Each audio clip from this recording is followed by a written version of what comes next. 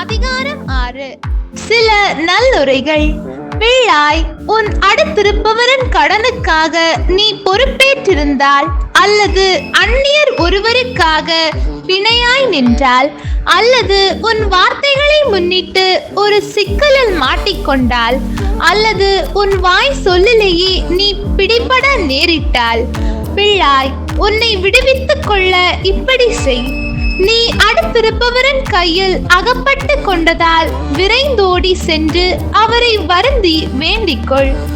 அதை செய்யும் வரையில் கண் அயராதே, கண் இமைகளை மூடவிடாதே. நீ வேடன் கையில் அகப்பட்ட மான் போல் இருப்பாய், கண்ணியில் சிக்கிய குருவிக்கு ஒப்பாவாய். உன்னை தப்புவித்துக் கொள்ளப்பார்.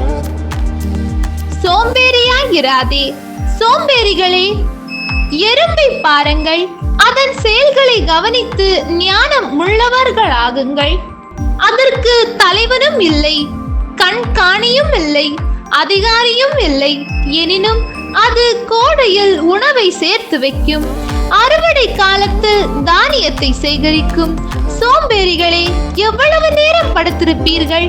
தூக்கத்திலிருந்து எப்போது எழுந்திருப்பீர்கள்? இன்னும் சிறிது நேரம் தூங்குங்கள், இன்னும் சிறிது நேரம் உறங்குங்கள். கையை முடக்கிக் கொண்டு இன்னும் சிறிது நேரம் படுத்திருங்கள். வறுமை உங்கள் மீது வழிப்பறி கள்வரை போல் பாயும். ஏழ்மை நிலை உங்களை போர் வீரரை போல் தாக்கும். கயவனின் போக்கு. போக்கிரி அல்லது கயவன் தாறுமாறாக பேசிக்கொண்டு அலைவான். அவன் கண் சிமிட்டுவான், காலால் செய்தி தெரிவிப்பான், விரலால் சைகை காட்டுவான். அவன் தன் வஞ்சக உள்ளத்தில் சதித்திட்டம் வகுப்பான், எங்கும் சண்டை மூட்டி விடுவான். ஆகையால் அவனுக்கு எதிர்பாராத நேரத்தில் கேடு வரும். திடீரென்று அழிந்து போவான், மீளமாட்டான். கடவுளுக்கு வெறுப்பானவை. ஆண்டவர் வெறுப்பவை 6, 7வது ஒன்றும் அவரது வெறுப்புக்கு உரியது.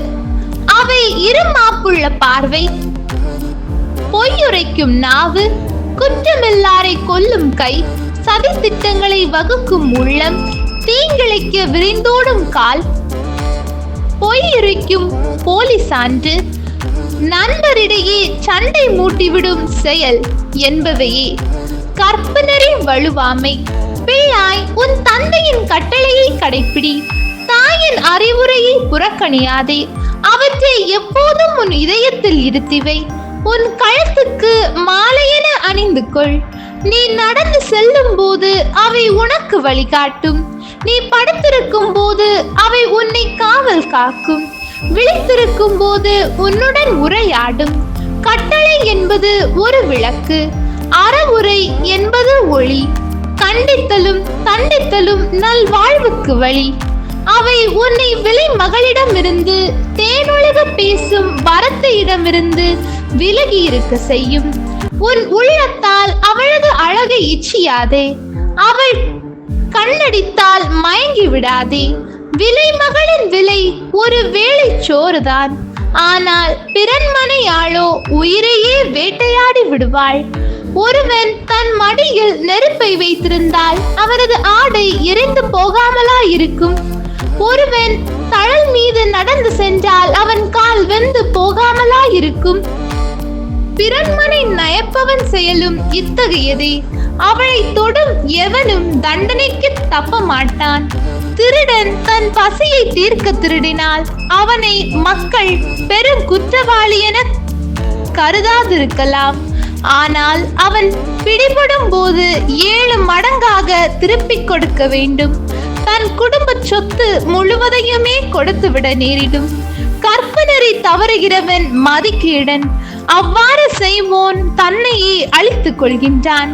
அவன் நைய நொறுக்கப்படுவான், பழிக்கப்படுவான். அவனது இழிவு ஒருபோதும் மறையாது.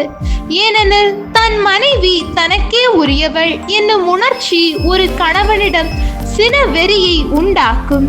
பழி தீர்த்து கொள்ள வாய்ப்பு கிடைக்கும் நாளில் அவன் இரக்கம் காட்ட மாட்டான்.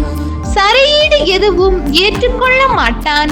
எவ்வளவு பொருள் கொடுத்தாலும் அவன் சினம் தனியாது. ஆண்டவரின் அருள்வாக்கு. இறைவா, உமக்கு நன்றி. ஹோலி பைபிள் தமிழ் சேனலில் திங்கள் முதல் வெள்ளி வரை திருவிவிலியத்தின் ஒரு அதிகாரமானது பதிவேற்றம் செய்யப்படும். நம் அன்பு கடவுளின் ஆசியும் அருளும் இன்னும் பலருக்கு கிடைக்கப்பெற ஹோலி பைபிள் தமிழ் சேனலை சப்ஸ்கிரைப் செய்துவிட்டு உங்கள் உறவினர் மற்றும் நண்பர்களுடன் ஷேர் செய்யவும். நன்றி.